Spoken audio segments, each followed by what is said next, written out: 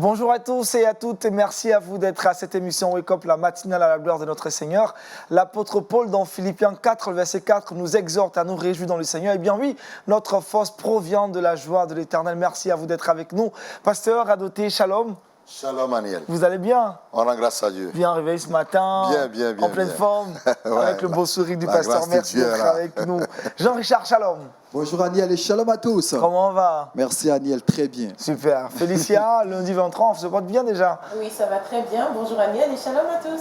Monsieur Yao Batlemia, notre invité du jour, shalom. Bonjour, Vous allez bien? ça va bien, merci. Merci d'être avec nous. Jean-Richard, de quoi est-ce qu'on parlera aujourd'hui avec toi dans Culture Actuelle, saviez-vous? Nous sommes lundi et lundi rime avec musique, vous le savez désormais, notre top 3 gospel. Mais aujourd'hui, on va faire entorse à la tradition. On va, en cette fin d'année, présenter l'album qui aura cristallisé l'actualité tout au long de cette année 2019. Vous découvrirez dans quelques instants l'artiste qui est à l'origine de cet album. Et puis, dans le saviez-vous, on va parler d'église et d'investissement. De plus en plus, les églises, ça donne à des investissements assez improbables. On en parlera dans quelques instants. Et puis, on prendra pourquoi pas l'avis du banquier. Je rappelle, monsieur, notre invité du jour est un cadre financier. Avec Paul Félicia, ce lundi, on parle du travail aussi. Exactement, c'est la dernière semaine de l'année. Donc, on parlera des quelques erreurs à éviter en cette fin d'année. Ah, Au des erreurs à travail, éviter, bien sûr. qui peuvent être fatales. Écoutez le renvoi. Avec notre invité du jour, je rappelle cadre financier, on parlera de l'intégrité en milieu professionnel. Pourquoi parler d'un tel sujet, l'intégrité? Il faut parler d'un tel sujet pour éviter un certain nombre de mots que nous connaissons dans nos sociétés. L'intégrité est donc une solution à ces mots-là et vous verrez pourquoi. D'accord, on en parlera aujourd'hui, mais bien avant, consacrons-nous à l'écoute de la parole du Seigneur et c'est dans Méditons ensemble.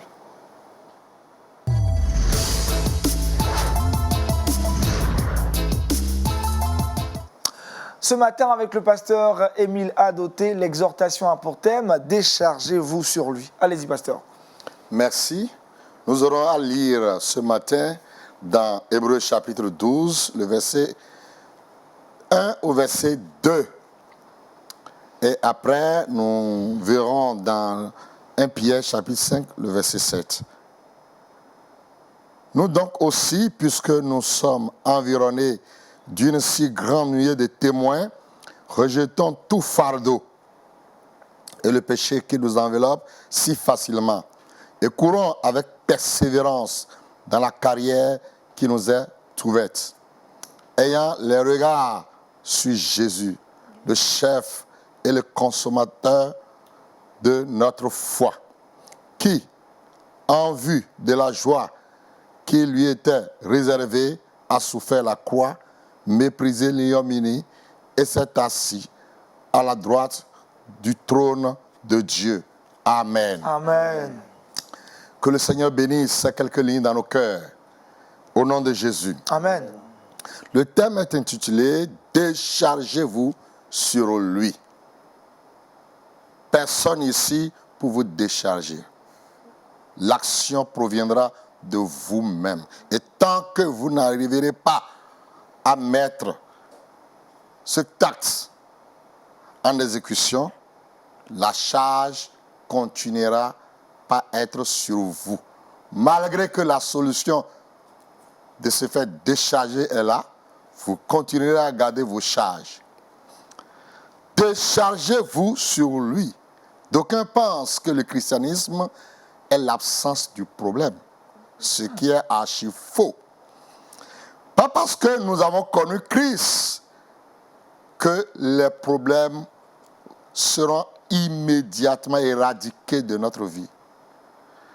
Pas parce que nous sommes chrétiens que nous n'aurons plus jamais à rencontrer un problème sur notre route. C'est faux ça. C'est un évangile fabriqué. Alors, et c'est ce que beaucoup de croyants, ils croient aujourd'hui. Et quand ils devraient faire face à des situations critiques et des difficultés de la vie, on pense qu'il y a un prophète spécialisé dans une prière spéciale pouvant ôter la chose de notre tête. C'est pourquoi les gens courent de gauche à droite et finalement ils sont déçus. Jésus dit, prenez courage, j'ai vaincu le monde. Vous aurez des tribulations dans le monde. Mais il dit, vous aurez des tribulations. Il va dire à ses disciples, passons de l'autre bord. Et dans la barque, il dormait. Mais sa présence n'a pas empêché le soulèvement des tourbillons. La mer a continué par s'agiter. Les flots entraient alors dans la barque. Et pourtant, il était présent. Ce qui est vraiment encourageant ici, c'est parce que dans toutes ces choses, il est présent. Il ne nous abandonnera pas tout seul. Il a dit, je serai avec vous jusqu'à la fin du monde. Dans toutes ces choses, je serai avec vous. Il était là. Il a laissé les disciples se débattre. Finalement, ils ont compris que c'est la solution. La solution, c'est d'aller vers lui. Ils étaient partis, il lui dit, mais maître, tu ne dis rien, nous périssons. Alors donc ici, il est question de se décharger. Chaque chrétien a des bagages sur lui, des soucis, des difficultés de la vie. Malgré que notre ciel est garanti, nous vivons dans un monde de problèmes. Et l'environnement nous cause tant de difficultés. Vous savez, il y a des problèmes qui ne sont pas privés à nous. Nous participons, nous faisons partie d'un problème global de notre nation, de notre société, de l'environnement dans lequel nous sommes. Et nous ne devons pas vraiment perdre de vue par rapport à cela. Jésus ne viendra pas balayer par revers de main tous les problèmes dans une nation parce que nous sommes devenus chrétiens. Donc, il a dit, je serai avec vous. Alors donc, il nous donne une solution ici. Déchargez-vous sur lui de tous vos soucis. Et il en prendra soin. Rejetons tout fardeau. La seule chose qui peut nous aider, c'est de faire tout pour que l'action vienne de nous-mêmes. Il faut faire un pas de se décharger.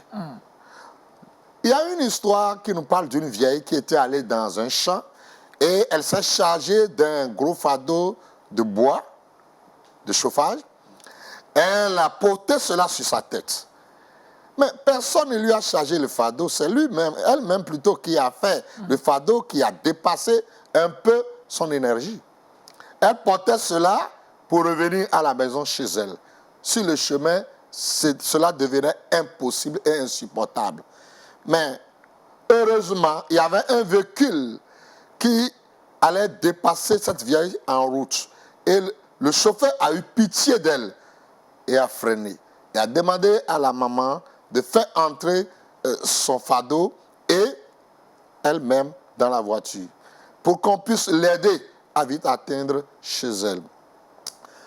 La maman est rentrée vraiment dans la voiture, mais chemin faisant, il y avait quelque chose de bizarre. Le chauffeur par rétroviseur découvre que la maman avait toujours le fardeau sur la tête, étant assise dans la voiture. Et puis le chauffeur a dit, mais maman, que faites-vous là? Il y a assez de place. Déchargez vos fardeaux dans la voiture. Et qu'est-ce qu'elle a répondu?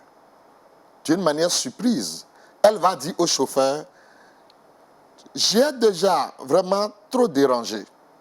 Ma présence dans ta voiture déjà, c'est une aide. Pourquoi encore trouver de la place à mon fardeau? Et puis l'autre dit, mais ça ne change rien. Votre présence et le fardeau ont de la place ici. Déchargez-vous. La vieille a refusé. Quand le chauffeur freine, elle bouge avec le fardeau de gauche à droite. Alors, l'histoire nous dit que le véhicule, c'est le bateau du salut. Le chauffeur, c'est la personne de Jésus-Christ. La vieille, c'est le symbole de nous, les pécheurs. Le fardeau, c'est le péché et les soucis, les problèmes de ce monde qui se trouvent sur notre tête. Maintenant, nous venons en Christ. Cela veut dire que nous entrons, nous acceptons, faire notre entrée dans le Seigneur Jésus, dans la voiture, dans le bateau de Christ. Mais il reste une chose à faire. Nous devons nous décharger. Il ne suffit pas de reconnaître que Christ est le Sauveur et d'être dans le Seigneur Jésus tout en ayant les fardeaux sur la tête. Donc aujourd'hui, ce qui brise, ce qui tue, ce qui dérange et ce qui bouleverse le corps chrétien, c'est du fait que chacun se contente d'être en Christ, mais en ayant toujours le fardeau sur la tête. Alors qu'il y a de la place pour nous de nous décharger. Et c'est pourquoi Hier va dire, et déchargez-vous sur lui de tous vos soucis, car lui-même prendra soin de vous. Cela est très important. Là où tu m'écoutes, sache-le, je ne sais de quel fardeau il est question sur ta tête. Il y a plusieurs sortes de fardeaux. Le manquement, la maladie, les projets qui ne viennent pas à leur thème. Et même le problème de foyer, le problème d'enfant et les difficultés de la vie, de la famille ici et là. Quel qu'en soit l'événement qui se trouve devant toi, même si cet événement est défavorable, Christ est capable de prendre soin de toi. La seule chose que tu dois faire ce matin, c'est de te décharger. Tu me demanderais comment pourras-tu te décharger? Cela se fait par la foi. C'est de dire, je laisse tout au pied de la croix, par la foi. Cela ne veut pas dire que si tu dis cela, automatiquement, les fardeaux vont te quitter.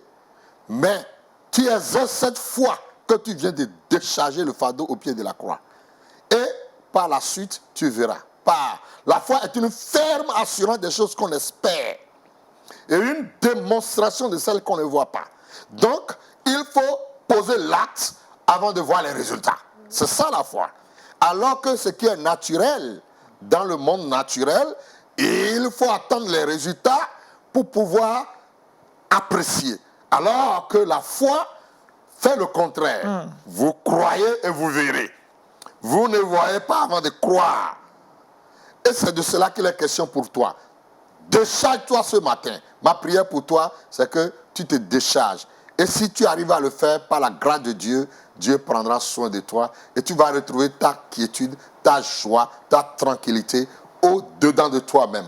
Le Seigneur s'occupera du reste. Que Dieu te bénisse. Au nom de Jésus-Christ. Amen. Amen, amen. Merci, pasteur. Mais on va essayer de bien comprendre, de mieux comprendre encore cette exhortation. Qu'est-ce qui retient parfois les chrétiens à garder sur eux-mêmes le fardeau? Vous voyez, il y a beaucoup qui ne savent pas comment procéder. C'est l'ignorance.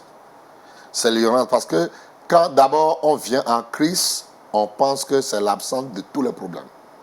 Il faut enlever ça de la tête. Cela veut dire qu'il y a des fardeaux que vous pouvez décharger vous-même. Et ce que nous pouvons faire, nous, Dieu ne le fera jamais à notre place.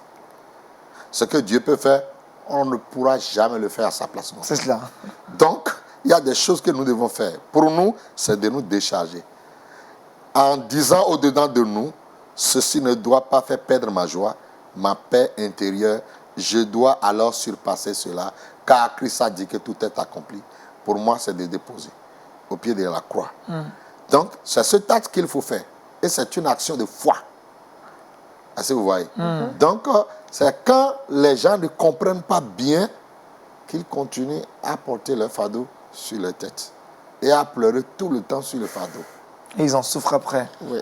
Alors après, si on a déchargé notre fardeau, les soucis, la vie est telle qu'elle vient toujours avec des problèmes. Comment faire pour maintenir une vie sans soucis, se décharger continuellement en permanence sur Jésus? Voilà, il y a le fruit de l'esprit que nous appelons la joie. Cette joie qui est au-dedans de nous. Et l'apôtre Paul va dire, je puis tout par celui qui me fortifie. Et quelque part, il va dire que Dieu va lui dire, ma grâce te suffit. Cela ne veut pas dire que tout est parti. Les problèmes étaient là. La plupart des écrits de Paul, il a eu à les écrire en prison. Étant en prison. Est-ce que vous voyez?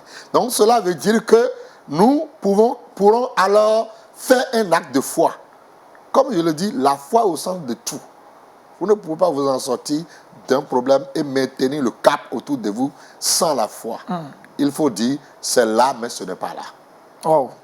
Il faut agir par la foi. Se décharger de ses fardeaux, c'est aussi se décharger de ses inquiétudes. Est-ce que c'est possible une vie sans inquiétude aussi? Oui, bien sûr, c'est possible. Une vie sans inquiétude ne veut pas dire une vie sans besoin.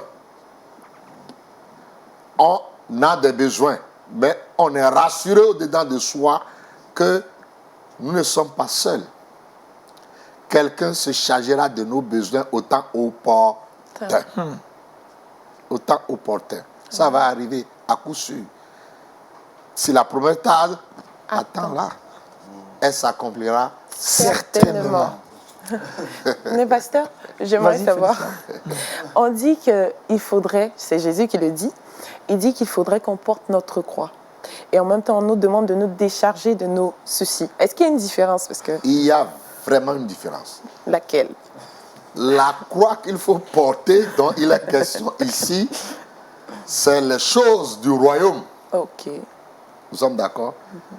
Ce sont les charges liées au royaume. C'est-à-dire tout ce qui peut nous empêcher de maintenir notre salut du début jusqu'à la fin, on doit s'en débarrasser. C'est ça que nous appelons les soucis de la vie, les problèmes. Ce sont ces choses qui... Maintenant, si quelqu'un ne prend pas sa croix, c'est autre chose. Prendre sa croix, cela veut dire quoi? C'est suivre Jésus malgré tout. Ok. Malgré tout. C'est-à-dire que mon papa peut me renvoyer de la maison. Ma femme peut m'abandonner à cause de la foi.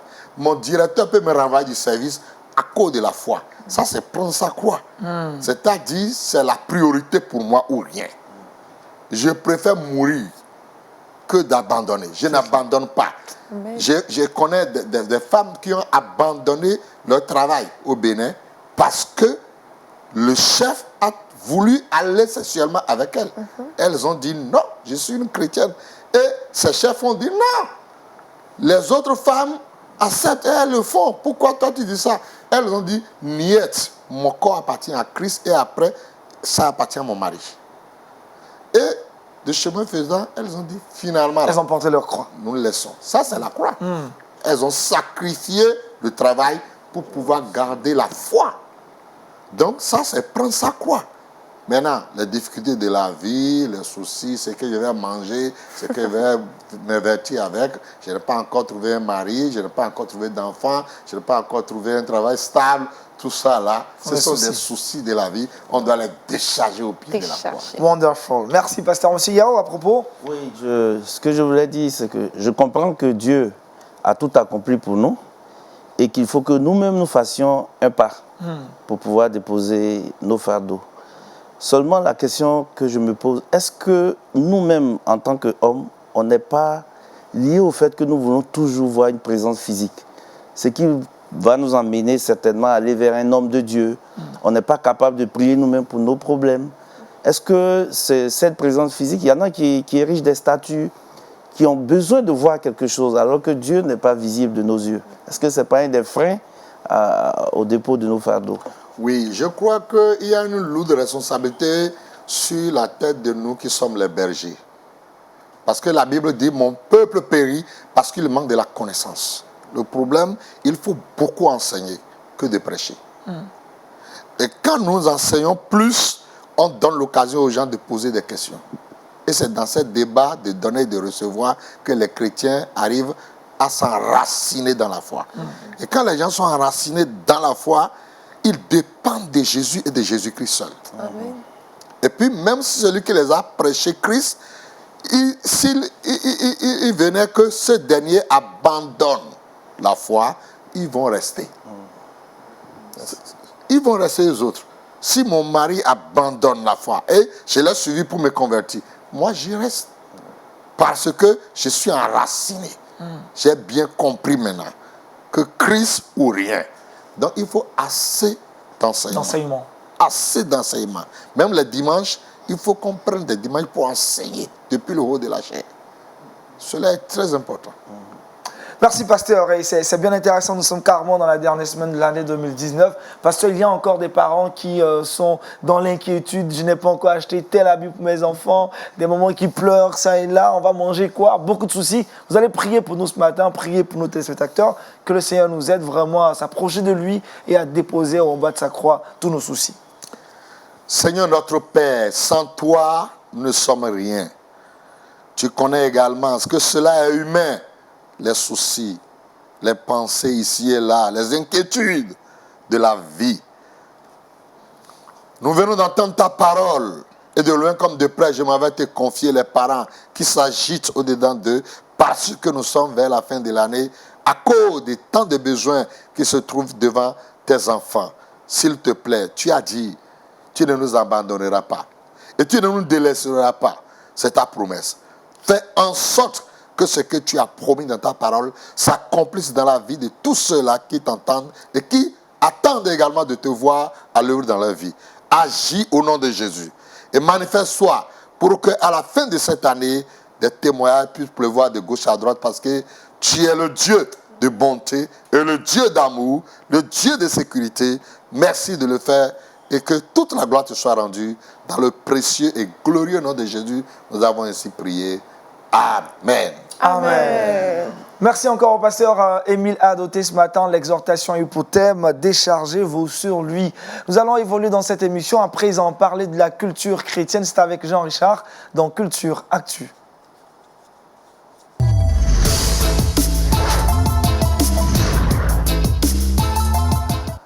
Jean-Richard, c'est lundi et lundi rime avec musique avec toi et aujourd'hui vous faites un focus sur un artiste gospel. Effectivement, tout le lundi, nous nous sommes évertués tout au long de cette saison à présenter quelques artistes qui marquent l'actualité, que ce soit en Europe, en Asie, en Amérique et souvent en Afrique. On a présenté des artistes qui se sont assez illustrés. Je pense notamment à Joe Mettle, à Sonny Badou, à Loïs Sabala de l'Afrique du Sud, encore à Excel de la Côte d'Ivoire, Henri Papa Moulaja de la RDC. Mais aujourd'hui, on a décidé de faire singulièrement un focus sur une artiste qui aura marqué assez bien cette année 2019. Depuis la sortie de son album le 26 avril 2019, elle a cristallisé toute l'actualité. Et bien, c'est une artiste que vous connaissez puisqu'elle est revenue à maintes reprises dans notre top 3 Afrique. Son nom, elle est nigériane. Son nom, c'est Ada Eyi, grande voix de la scène gospel internationale. Et aujourd'hui, j'ai décidé de faire focus sur cet album qui est considéré comme l'album le plus vendu de l'année 2019. Figurez-vous que le titre Final C a été regardé par plus de 2 millions de personnes en quelques mois seulement. C'est énorme pour une artiste chrétienne. Je rappelle que l'album est sorti le 26 avril. C'est un album sur lequel on retrouve seulement 5 titres. Mais 5 titres de qualité où elle loue le Seigneur Jésus-Christ. Je l'ai dit, le titre promotionnel de l'album, c'est Final C, et regardé par plus de 1 million de personnes. 4 minutes 30 secondes. Il faut rappeler tout simplement que Ada est une grande voix de la scène musicale internationale. Elle est née le 18 septembre 1987. Ses premiers pas avec la musique se feront à l'âge de 10 ans. En 2009, elle sort son premier album. Elle enchaîne en 2013, en 2017, jusqu'à sortir ce dernier album qui fait d'elle l'une des valeurs sûres de la musique africaine. Et elle multiplie les concerts, non seulement sur le continent africain, mais au-delà de l'Afrique. On l'a vu récemment du côté de la Grande-Bretagne où elle a réuni énormément de personnes pour célébrer le Seigneur Jésus-Christ. Il faut rappeler qu'à son actif également, il y a tellement de prix. Ada fait partie incontestablement des plus grandes voix de la scène gospel. Et aujourd'hui, à travers ce focus, j'ai décidé de vous proposer quelques-uns des titres qui figurent sur cet album. Je rappelle le titre de l'album, c'est Ada Volume 1. Et le titre qui cristallise notamment l'actualité, c'est Final C. Mais juste après ce titre, vous aurez l'occasion de découvrir quelques clips de d'autres chansons qui figurent sur cet album. On regarde ensemble.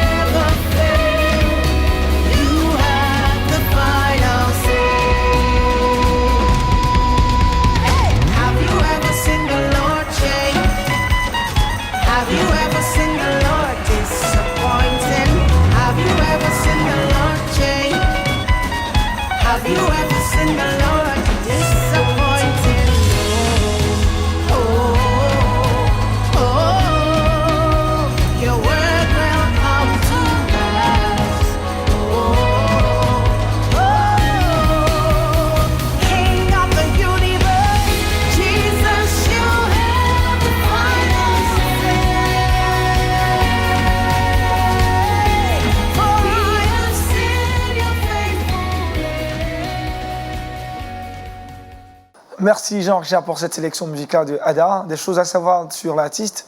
Alors, ce qu'il faut retenir tout simplement, c'est qu'elle a marqué assez bien cette année 2019. C'est vrai que les hommes se sont illustrés assez bien. Je pense à Sonny Badou, qu'on connaît plus ou moins, Joe Mettel. Mais Ada, telle une fusée, a déraciner en quelque sorte tous ces dévancés-là pour se positionner à la première place des hits africains. C'est une artiste que nous affectionnons par ici et nous osons espérer que vous avez apprécié ces différentes chansons.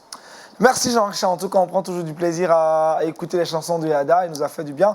Vous la connaissez, Monsieur Yao? Vous l'écoutez souvent? Non, malheureusement pas. Ah, elle est vraiment anglophone. Hein, donc Mais je retiens qu'elle n'a fait que 5 titres, mais 5 titres de qualité. de qualité, de qualité. Quand c'est inspiré du Saint-Esprit, ça donne toujours un bon impact, n'est-ce pas, pasteur? Bien sûr. Merci Jean-Richard. Pas d'autres choses à ajouter sur l'artiste, Non, Ada? pas d'autres choses à ajouter, juste retenir qu'elle marque l'année 2019. On espère que 2020 sera pour elle une année assez glorieuse. Ça peut être aussi, son disque peut être un très beau cadeau à offrir à quelqu'un pour cette fin d'année. Pourquoi pas, pourquoi pas. Merci Jean-Richard. Avec notre invité du jour annoncé dans notre émission dès le début, on parlera de l'intégrité professionnelle. Pour savoir toutes ces choses, restez avec nous juste après ce générique.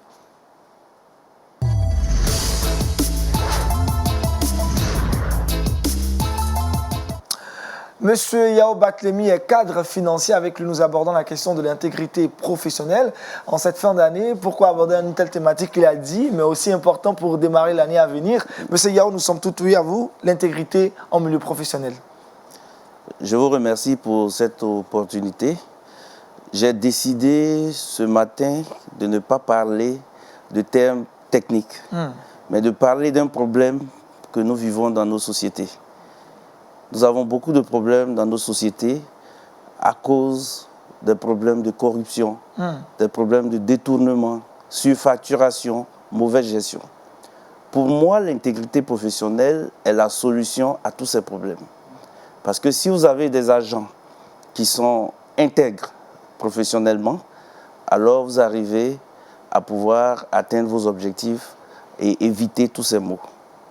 Il faut peut-être qu'on cherche à savoir ce que c'est que l'intégrité. Ah, justement. Voilà, de manière étymologique, l'intégrité, c'est ce qui garde son caractère entier. Vous voyez quelqu'un qui est âgé, on dit malgré l'âge, il a gardé l'intégrité intellectuelle. Ses facultés intellectuelles sont gardées. Ça veut dire qu'il n'a rien perdu. Quand on parle de l'intégrité du territoire, ça veut dire que tout le territoire entier n'a subi aucune diminution. Donc, quand on parle de quelqu'un qui est intègre, il faut dire que c'est quelqu'un qui reste lui-même, qui reste convaincu, qui reste guidé par ses propres convictions sans être influencé par qui que ce soit. Donc l'intégrité nous permet d'être nous-mêmes. Et si nous qui sommes enfants de Dieu, nous sommes intègres, ça veut dire que nous ne marchons que par rapport à la voie que Dieu nous a tracée. Donc si vous êtes intègre, ça veut dire que vous êtes fiable. Ça veut dire qu'on peut compter sur vous. La question, est-ce qu'on peut compter sur nous qui sommes en entreprise? Je parle de l'intégrité en milieu professionnel. Alors, l'autre question qu'il faut se poser, pourquoi est-ce qu'il faut être intègre? Si vous êtes intègre, vous êtes quelqu'un de respecté. Vous êtes respecté parce que tous ces gens, tous ces corrupteurs qui viennent en entreprise, quand ils auront affaire à vous, ils diront attention, Monsieur Conan, lui, il ne rentre pas dans ce schéma. Donc, on a du respect pour votre personne. Et cela vous permet de rester professionnel. Parce que ce qu'il ne faut pas oublier, c'est que dans les entreprises, on a érigé des procédures, des politiques que vous devez respecter. Alors, si vous n'êtes pas intègre, qu'est-ce que ça suppose? Ça suppose que vous allez agir selon vos intérêts qui sont personnels.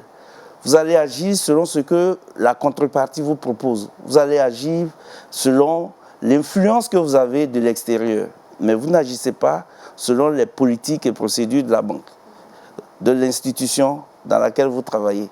Donc vous perdez, j'allais dire, votre professionnalisme. Donc pour garder le professionnalisme, il faut rester intègre. Vous êtes aussi un exemple. Les gens ne savent pas, on parle, hein. On parle, celui qui vient, qui vous donne quelque chose sous la table, il ira toujours dire de l'autre côté. Mais quand il vous a donné que vous avez refusé, il ira dire de l'autre côté qu'attention, si vous arrivez voir M. Conan, lui, il ne rentre pas dans ce cadre. Ça fait que vous êtes cité en exemple. Et je pense que nous qui sommes la lumière du monde, nous devons être cités en exemple. Nous devons être la lumière et le sel de la terre. La lumière du monde et le sel de la terre. Nous devons être cités en exemple. Donc, être un exemple, c'est très important. Et quand tous les employés dans une structure, si je dois venir ici à LMTV, je n'ai pas besoin de donner de l'argent. Je viens parce qu'on sait que je peux apporter quelque chose. On ne tient compte de ce que je vaux. Alors, vous allez faire de bonnes émissions ici. Vous devez construire, par exemple, un bâtiment. Un bâtiment, une classe, qui devait coûter, disons, 10 millions. La personne qui doit avoir le marché va soudoyer quelqu'un. Il va donner l'argent pour avoir le marché. Quand il va exécuter le marché pour faire approuver ses travaux, il va donner de l'argent. Quand il a fini de faire approuver les travaux, pour pouvoir se faire payer, il va donner de l'argent. Vous croyez que cet argent-là, il sort de sa poche et qu'il va sortir perdant dans ce projet? Non, il va répercuter les coûts. Il va répercuter les coûts sur ses travaux. Et donc, pour quelque chose où l'entreprise aurait dû dépenser 10 millions, on va se retrouver à 15 millions, voire 20 millions. Je crois que c'est un des problèmes aujourd'hui en Afrique. Et il faut en parler. Je m'excuse, mais aujourd'hui, je suis venu pour parler de ça, pour dire aux gens que tant qu'on ne change pas, tant qu'on ne prend pas un caractère intègre dans tout ce que nous faisons, nous allons avoir des problèmes pour avancer. Dans tous les pays aujourd'hui, on parle d'émergence. Pourquoi vous voulez être émergent si vous êtes obligé de donner des dessous de table pour pouvoir faire ce que vous voulez faire? Pourquoi est-ce que quand j'ai deux candidats devant moi, je dois prendre celui qui m'a donné de l'argent ou bien celui qui est le petit frère de celui que je connais, au lieu de prendre celui qui a de la valeur? Pourquoi est-ce que dans tout ce que nous faisons, nous ne pensons qu'à nos intérêts personnels alors que nous sommes déjà payés pour faire un travail? Ce qu'il faut retenir, c'est que quand vous manquez d'intégrité, je vous ai déjà donné certaines conséquences, mais vous-même, à titre personnel, vous prenez un risque. Si vous travaillez dans une entreprise, vous risquez de vous faire licencier. Parce que pour pouvoir satisfaire vos besoins personnels, vous êtes obligé de dévier de tout ce qui est procédure et politique de votre entreprise. Et quand vous le faites, vous finissez par vous faire découvrir un jour et on vous licenciera. Moi, je pense que on dit qu'il ne faut pas tenter le diable. Il faut afficher son intégrité. Il faut le faire savoir partout. Et il faut le dire, même quand l'occasion ne s'est pas présentée. Dis aux gens que moi, je ne rentre pas dans ce type de schéma. Et de cette manière, vous éloignez les corrupteurs de vous. Et vous gagnez votre indépendance. Quand vous n'êtes pas intègre, vous ne dormez pas la nuit. Il y a des gens qui créent des sociétés. Vous êtes dans une entreprise, vous devez contracter avec une autre entreprise. Vous passez derrière, vous créez une société. Et c'est votre structure qui vient travailler pour l'entreprise dans laquelle vous êtes embauché. Mais à la fin, vous ne dormez pas la nuit. Quand il y a un problème, vous avez peur qu'on ne sache que c'est vous qui êtes derrière l'entreprise en question. Mais il nous faut enfin la paix. Nous prenons notre temps pour aller au boulot. On finit de travailler. Quand nous rentrons à la maison, il nous faut pouvoir nous reposer. Donc il faut que nous sortions de ces schémas. Alors, si nous voulons que notre société, quand je parle de société, je parle de nos pays, je parle particulièrement de nos pays africains. Si nous voulons avancer, nous devons commencer par mettre dans la tête de nos employés que nous devons être intègres. J'ai eu la chance de faire plusieurs structures dans ma vie. Si j'arrive à un niveau où j'estime que ce que j'apporte est largement au-dessus de ce qu'on me donne en contrepartie, je pose le problème à mes employeurs. S'ils refusent, je vais ailleurs. Mais ce n'est pas en prenant ce que je prends à côté là que je vais m'enrichir. Ah oui, c'est ça. Remarquez très bien que tous ceux qui rentrent dans ces schémas ne sont jamais riches. Parce qu'ils dépensent ces fonds de manière incontrôlée, parce qu'ils n'ont rien souffert pour pouvoir les avoir. Et c'est pourquoi moi, très souvent, j'ai des frères qui me sollicitent, donne-moi l'argent, je vais faire tel projet. Je leur pose la question, qu'est-ce que vous-même vous apportez? Parce que quand vous n'apportez rien, vous ne savez pas la valeur de ce qu'on vous a donné et votre projet finit par échouer. Donc il faut apporter de soi. Et pour ça, il faut se contenter de ce que votre employeur vous donne. Après, vous pourrez en faire des investissements. Je pense qu'on parle déjà d'investissement. Et l'église Jean-Charles abordera la question, le saviez-vous? On pourra investir ce qu'on nous donne. Il y a les banques qui sont là pour nous faire des prêts. On pourra emprunter pour investir et avoir beaucoup plus que ce qu'on a aujourd'hui. Mais je pense qu'aujourd'hui, si notre Afrique veut avancer, il nous faut des gens qui ne font que leur boulot et de manière très honnête. Voilà. Merci, M. Yao. En tout cas, le sujet, il est très intéressant. L'intégrité en milieu professionnel. Vous parlez du chrétien qui doit être la lumière, le sel. Est-ce qu'aujourd'hui, les chrétiens qui doivent naturellement refléter cette intégrité ne restent pas aussi dans l'indifférence face à la corruption? Oui, alors il y a deux phases. Déjà, vous-même, soyez intègre. Et ensuite, il faut dénoncer les mauvaises pratiques. Il y a des structures qui sont très regardantes sur ces choses. Si vous avez connaissance d'une corruption, d'une mauvaise action et que vous ne dénoncez pas, alors on considère que vous êtes complice. Il faut les dénoncer. Je dois avouer que ce n'est pas facile. Après, je dis, je ne suis pas concerné, donc je lève la main. Mais il faut que, et même en tant que chrétien, il faut dénoncer ces choses pour que ça avance. Ça nous aidera tous. Ça nous aidera tous. Ah justement, on veut que vraiment l'Afrique sorte de cette corruption.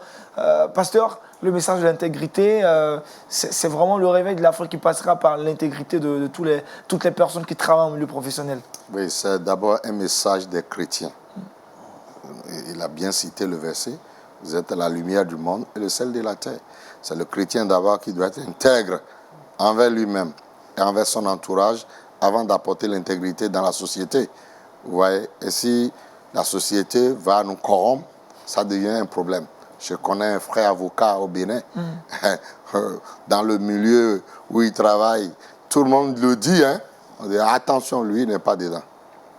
Tout le monde dit attention, celui-ci, c'est un frère en Christ. Il est très intègre. Il est avocat, mais il est vraiment intègre. Et tout le monde le sait, tout le monde en parle. On dit si vous voulez aller voir avec votre dossier, attention. Alors, monsieur Yao, comment rester intègre quand parfois on a des propositions très faramineuses, de grosses sommes?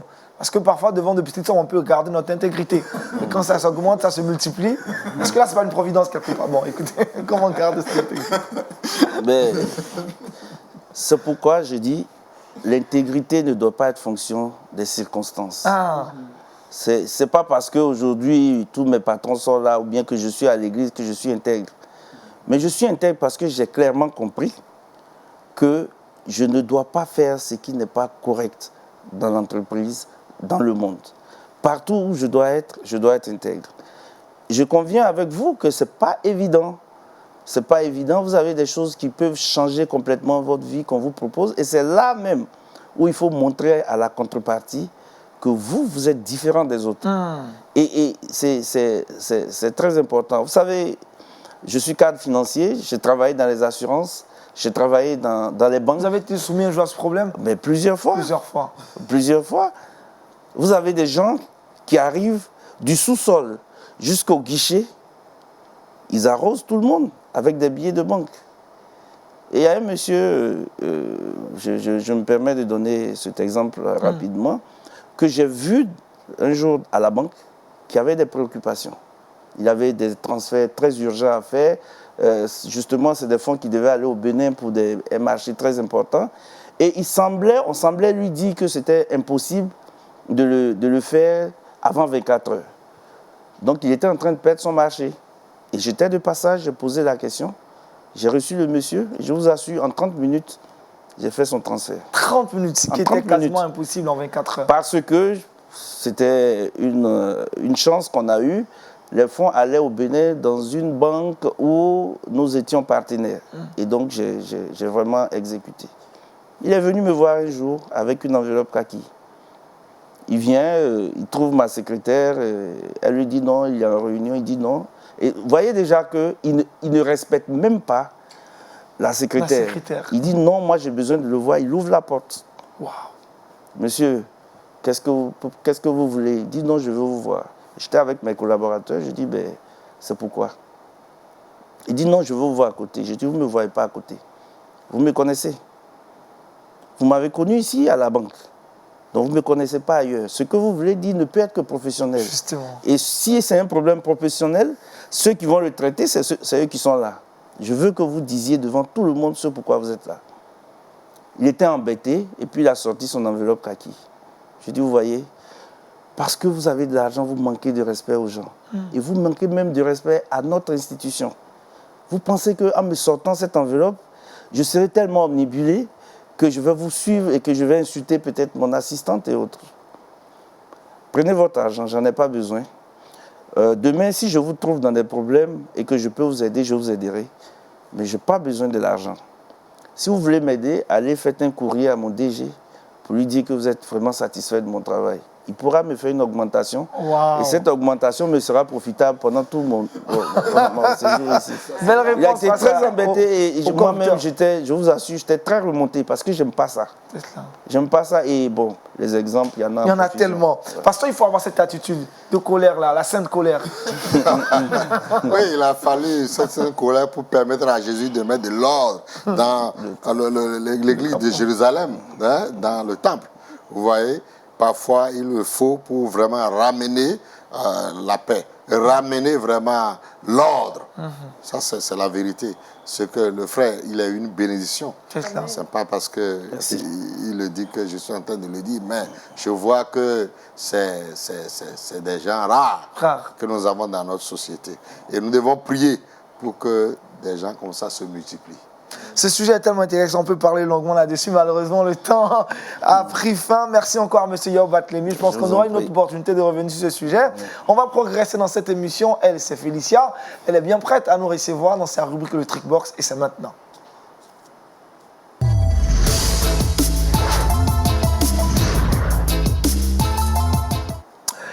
C'est la fin d'année, Félicia. Quelles sont les erreurs à ne pas commettre au travail? Exactement, comme tu l'as dit, on est dans la dernière ligne droite de cette année et pour beaucoup de professionnels, aujourd'hui, ils doivent faire des chiffres, ils doivent faire des bilans et ce n'est pas le moment de faire la petite erreur qui risquerait de tout gâcher. Donc, je suis venue avec une petite liste des erreurs à ne pas commettre en cette fin d'année en tant que professionnel. La première des choses, vous m'en direz tant, c'est de ne pas organiser un brainstorming le 24 décembre. Pourquoi? Vous aurez beau mettre une boîte de chocolat sur la table, tous vos collaborateurs ne seront vraiment pas concentrés et tout, parce que ça ne sert à rien. Il est 17h30, tout le monde pense au 25, c'est généralement férié pour beaucoup d'entreprises, donc il faut éviter d'organiser cette réunion-là, ça ne servira à rien. Deuxième chose, il faut éviter de bâcler les tâches qui nous sont données, parce qu'on est dans cette euphorie des fêtes, on pense à partir en vacances, on pense à faire des choses pour nos familles, mais ce n'est pas très utile de pouvoir bâcler les tâches qui nous sont octroyées parce que vous risquerez de tout gâcher, de gâcher les marchés que vous avez tellement souffert depuis le début de l'année pour avoir. Donc, il faut rester concentré. Concentré. Voilà. Troisième chose à faire, ce n'est pas de pouvoir se lâcher un peu trop pendant la fête de l'entreprise parce qu'à la fin de l'année, on organise généralement des fêtes en société. Monsieur le banquier, monsieur Yao, nous en dira tant. On organise des fêtes en entreprise, donc ce n'est pas la peine de manger devant ses collaborateurs. Oui, c'est vrai, c'est la fête. Vous faire le pitre 3 fois. Vont faire le pitre et tout. Après, janvier arrivera, c'est votre réputation qui en pâtira. Donc, s'il vous plaît, pour une fois au moins, quand même, c'est la fin de l'année. non, mais un peu de sérieux quand même, un peu de tenue, voilà, c'est le mot. Un peu de tenue. On s'amuse, mais toujours en gardant son intégrité. Voilà. Et la quatrième des choses, c'est le dernier dérapage avec un dernier client. Avec un client, le dernier client de l'année, au fait. Vous êtes à une réunion et c'est là. Vous aviez l'habitude de donner de très bons conseils et à cette réunion-là, vous vous permettez d'être peut-être de jouer au pitre, comme on dit, de raconter une blague vaseuse sous prétexte que c'est la fin de l'année et tout. Restez professionnel. C'est pas parce qu'on est dans la période des fêtes que vous allez vous dire oui, c'est la dernière semaine, je fais un peu ce que je veux. Restez professionnel, restez concentré et vos marchés s'en porteront bien. Voilà. Restez concentré, on dira rester aussi intègre dans sa façon de faire et exactement. Éviter la comédie inutile. Alors, des choses à rajouter, monsieur Yao, par rapport aux erreurs à ne pas commettre en fin d'année? Bon, je veux dire, la fin de l'année, c'est quand même c'est problématique pour les entreprises parce que c'est là où il y a tout. Il faut penser au fait, en même temps penser à bien boucler l'année. Et ce n'est pas évident. Et je pense que les conseils nous sont précieux. Pasteur, l'église n'est pas concernée. Fin d'année, c'est tranquille. Mais il y a beaucoup de programmes aussi. Hein, les horaires n'est pas aussi. Dans les programmes. En fait, la fin d'une chose vaut mieux que son commencement. Il faut mieux faire la fin. Bien terminé. Merci Paul Pellicia. On va retrouver à nouveau Jean-Richard dans le Saviez-vous et c'est maintenant.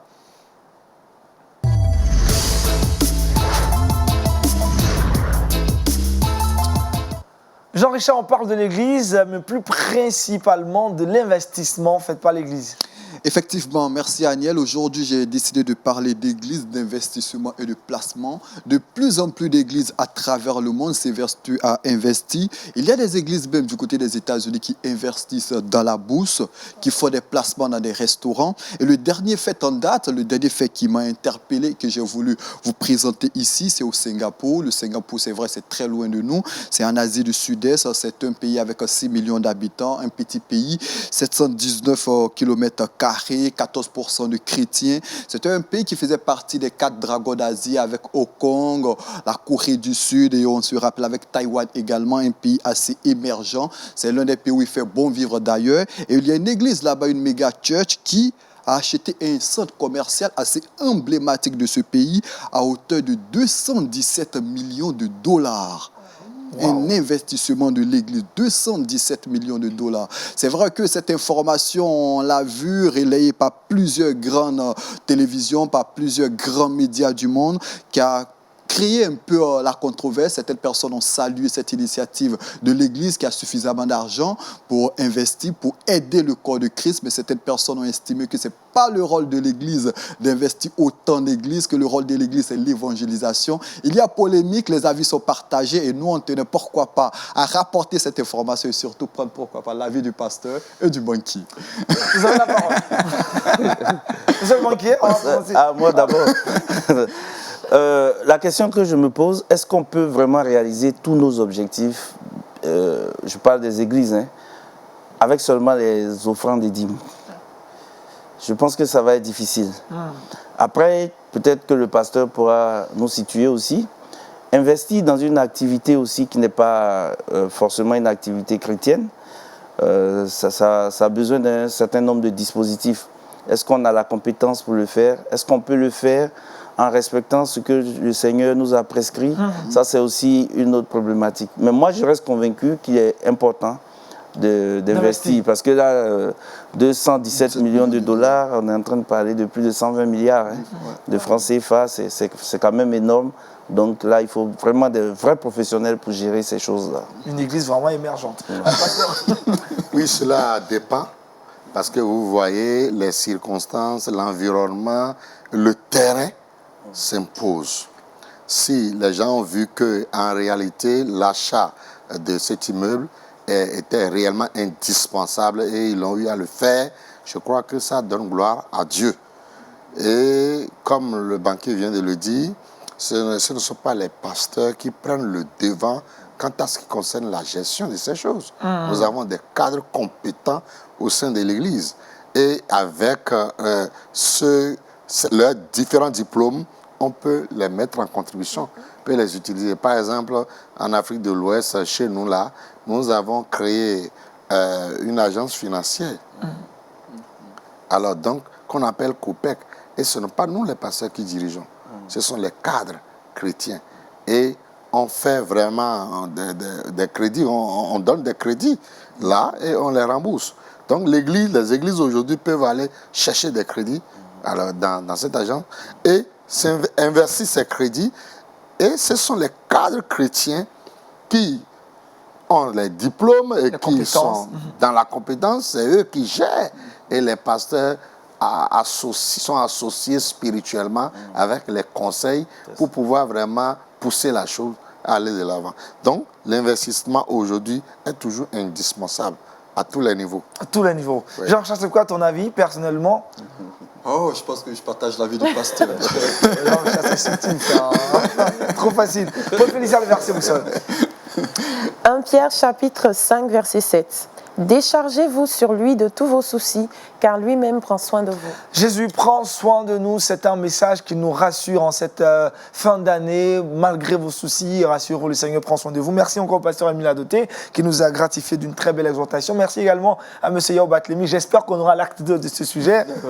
L'intégrité en milieu professionnel. Merci Paul Félicia, Jean-Richard et à toute l'équipe de réalisation de Wake Up. C'est le début de semaine. On espère également que vous serez connectés sur Lumière du Monde Télévision pour suivre nos programmes édifiants. Demain, vous retrouverez Daniel Kragby. Je prends rendez-vous avec vous mercredi. D'ici là, portez-vous bien. Bonne journée à toutes et à tous. Shalom chez vous.